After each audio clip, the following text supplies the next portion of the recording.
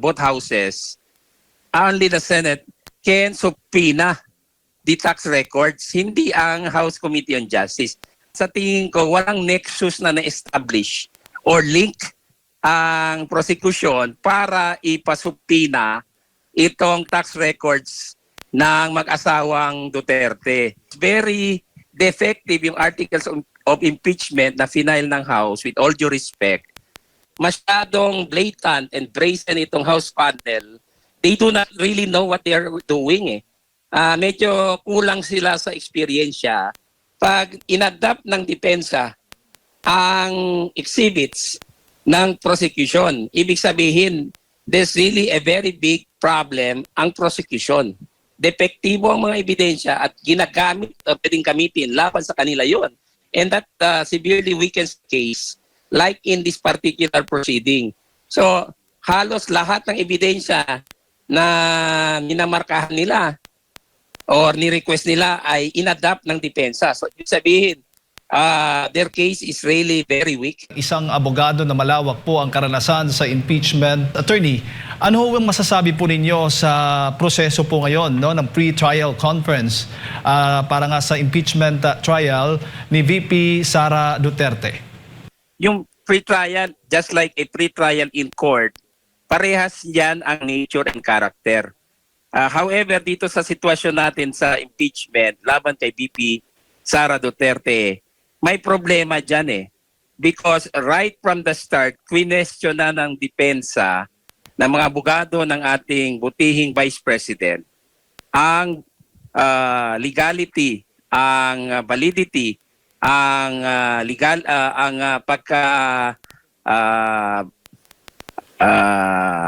void ng articles of impeachment. So during the pre-trial, nakita natin na ni-raise po yan ng depensa ni Vice President na ikinabahala at ikinagalit raw ng prosecution na sa tingin ko hindi preparado sa mga ganong klaseng mga taktika dahil akala nila sumasang-ayon na ang depensa sa kanila dahil nag-agree na mag-appear sa pre-trial. Remember, nung nag-file ng answer ang Vice President Sara Duterte, it was an answer at cautelam or answer at cautelam, meaning precautionary answer lang yan, Jade at Atmar. Hindi ibig sabihin na tuluyang sinabmit ng Vice Presidente ang issue of jurisdiction diyan sa Senate Impeachment Court kasi kine-question nga nila ang invalidity and voidness ng articles of impeachment na final ng House of Representatives. So, yung pre-trial ay naging, in fact, nag-reset sila, no? Nagkaroon ng second pre-trial. Kasi yung una, more of exchanges siguro sa mga legal matters, sa tingin ko ay pumabor sa depensa. Opo. Ngayon ay may hirit po yung prosecution. Nabuksan po yung tax records ni Vice President Sara Duterte. Attorney, may legal na basehan ba itong hiling na ito mula sa House Prosecution Panel? Yun nga ang problema dyan. Kine-question ng depensa because remember, nung nasa House pa ang articles of impeachment, hindi pa nga nabuo nung time na yun dahil may hearing sa House Committee on Justice. Binusisi na ng committee yung mga bagay na hindi dapat nila binusisi. Like for example, sinupina nila yung BIR commissioner para dalhin yung tax records at ibang mga records ng ibang agencies o opisina para gawing basehan laban sa Vice Presidente dahil nakita nila na mahina yung impeachment complaints laban kay VP Sara. So ngayon, questionable yan because merong prematurity sa aksyon ng House Committee on Justice because only the Senate sitting as an impeachment court. Sa aking experience and base sa Constitution at sa ating rules ng both houses, only the Senate can subpoena the tax records, hindi ang House Committee on Justice. So, hindi nila buksan yan doon sa level nila, pero yung pamamaraan na ginawa nila mukhang foul. And that becomes an issue now because sa tingin ko walang nexus na na-establish or link ang prosecution para ipasubpina itong tax records ng mag-asawang Duterte. Remember, under Article 270 of the National Internal Revenue Code, confidential ang tax records that can only be open or scrutinized in a proper legal proceedings or in impeachment proceedings. However, hindi po yan absolute. Ibig sabihin, kailangan nasa articles of impeachment yung complaint mo or allegation na merong connection between the tax records at saka yung allegation of unlawfully acquired wealth or ill-gotten wealth, so to speak. So, which I doubt dito because very defective yung articles of impeachment na final ng House with all due respect. Kaya sa tingin ko magkakaproblema dito because if there is no nexus or link that can be established by the prosecution, then there is no basis for the request for subpoena. Opo. Para lang din makarelate po yung ating mga kababayan, tinutukoy pong tax records, attorney, noong panahon na nagsasagawa po ng hearing, yung nasa malaking kahon po yon na hindi po binuksan ng House Committee. Ngayon dito sa pre-trial conference, bago nga magtapos, ngayong araw nga ay inaasahan natin magtatapos itong pre-trial conference, ay gusto ngang buksan, which is, sabi mo, unconstitutional. Hindi po pwedeng during pre-trial buksan itong tax records na ito ng Vice Presidente. Actually, hindi nila hinihingi na buksan kaagad sa pre-trial.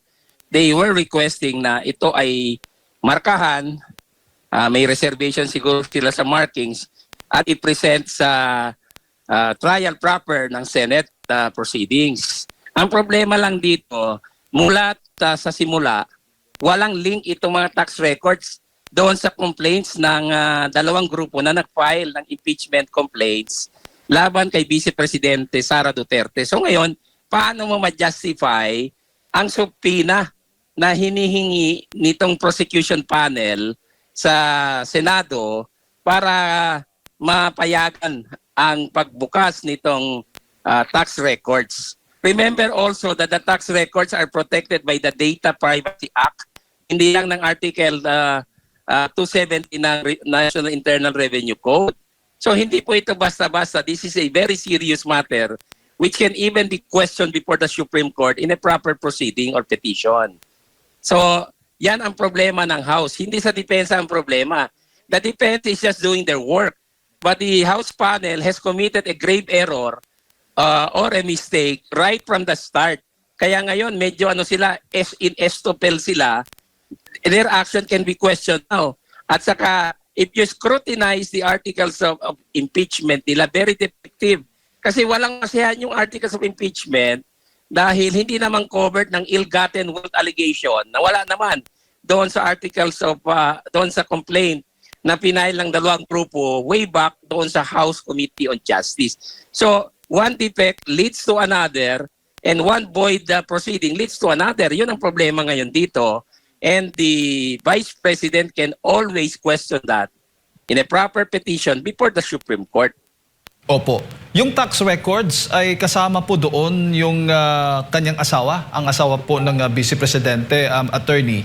Para nga daw sa Article 2, yung unexplained wealth na sinasabi po doon sa Articles of Impeachment. At tinutulan nga ng depensa, sabi, ang argumento ay walang kinalaman doon ang tax records ng asawa sa panunungkulan ng Vice Presidente. Pwede ba niyong maipaliwanag yan para sa kaalaman ng ating mga kababayan? Remember, Attorney Manscarpio is not a public officer. Neither is he an impeachable officer. Ang public officer at impeachable officer lamang, para sa kaalaman ng lahat, ay si Vice President Sara Duterte. So ngayon, paano ma-justify ng prosecution panel ng House yung paghingi nila ng subpoena na magko-cover doon sa mga tax records ni Attorney Manscarpio? Bawal yan because he is not under trial. He is not an impeachable officer, so walang basehan. Second, ay yung privacy ni Attorney Manscarpio will be violated here. remember, ang sabi ko nga, protected din ito ng Data Privacy Act aside from Article 270 of the National Internal Revenue Code. So, masyadong blatant and brazen itong House panel. They do not really know what they are doing. Medyo kulang sila sa eksperyensya. In fact, meron pang lumabas na istorya na ang gumagawa ng trabaho nila doon sa pre-trial, ang private prosecutors, which is in violation of the Constitution and the rules. Hindi pwede ang private prosecutors ang gumawa ng lahat ng trabaho ng House panel. They are there only to assist. Jade and Admar, ako naman hindi ako nagtataas ng bangko. I serve as a volunteer counsel sa prosecution sa Corona impeachment. At ako ang in charge for the volunteer private prosecutors group doon sa pre-trial. Pero yung pre-trial headed by our public prosecutor who is a congressman. Inassist ko lang siya doon. Because you cannot take the role of lead prosecutor if you are just a private volunteer prosecutor. Bawal po yan. Kung totoo yun, another blunder yan na nangyari dyan sa pre-trial conference.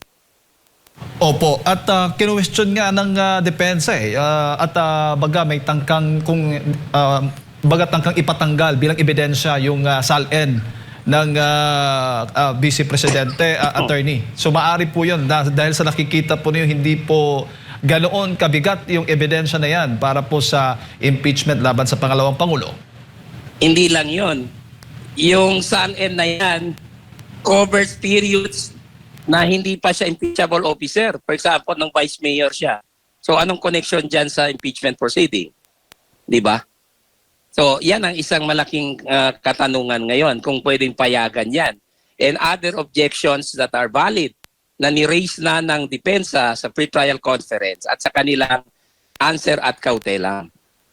Opo. At maaari ho ba pag ako sakali bang papaboran, pabubuksan nga ng Senate Impeachment Court yung kahon na naglalaman ng tax records ng Vice Presidente, automatic ho ba yun? Talagang maging ebidensya na ng House Prosecution Panel?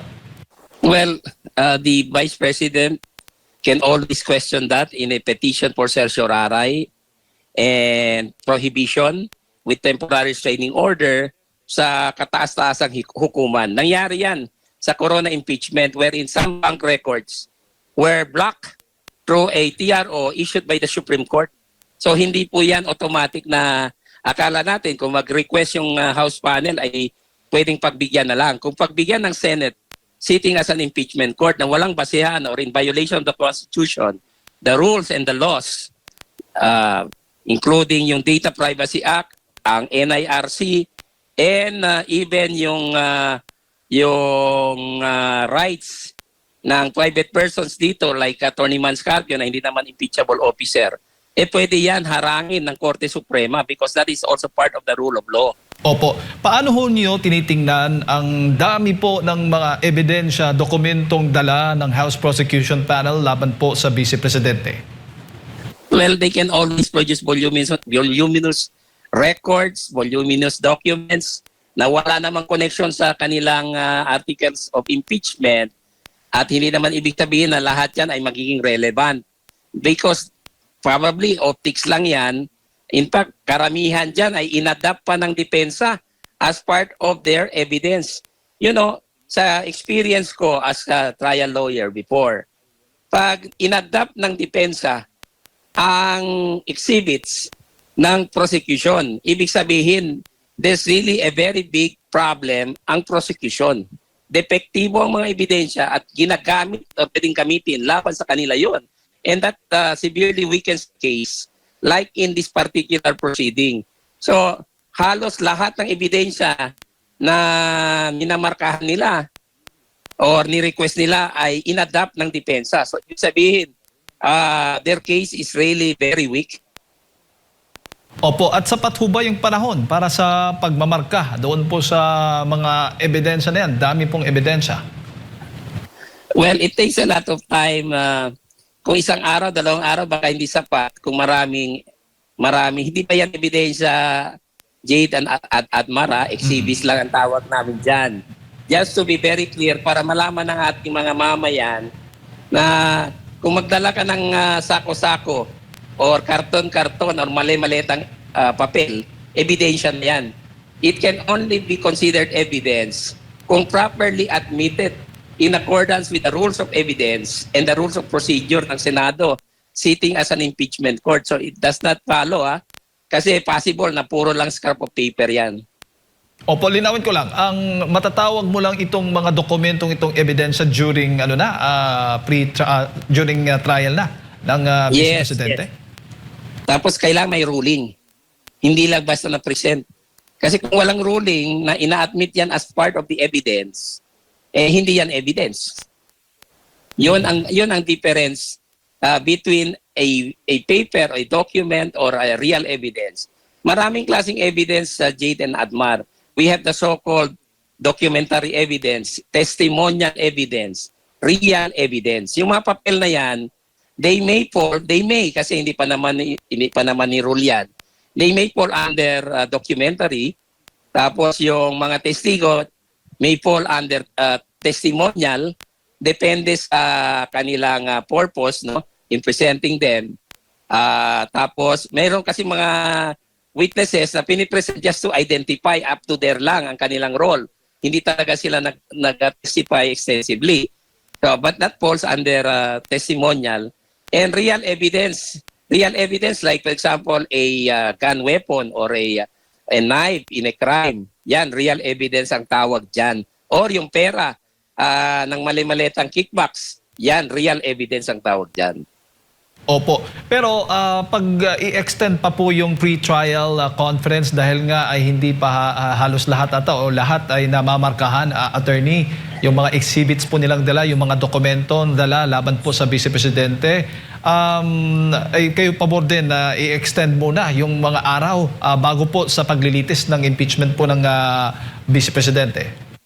Dapat lang. Saka hindi lang marking ang kinakover ng pre-trial, Jade and Admar. Simplification of issues. For example, yung mga objections, kinakover yan. Tapos yung mga grounds for dismissal, kinakover yan. And then yung stipulation of facts, covered yan ng pre-trial conference. So ang pre-trial conference ay malawak po. And it takes time. Hindi pwede isa-dalawang araw lang kung sakaling maraming papel, maraming so-called evidence na hindi pa namang evidence, preliminarily na gustong markahan. Pero maaari ho ba yung magdulot ng delay doon sa impeachment trial mismo ng Vice Presidente? Hindi naman delay yan because that's really part of the proceedings. Hindi naman pwede na bilisan mo lang and then you will sacrifice also justice and you will sacrifice the process just because you are in a hurry. Hindi pwede yan. Parte talaga siya ng proceeding. Yung trial na sinasabi, that is just one stage.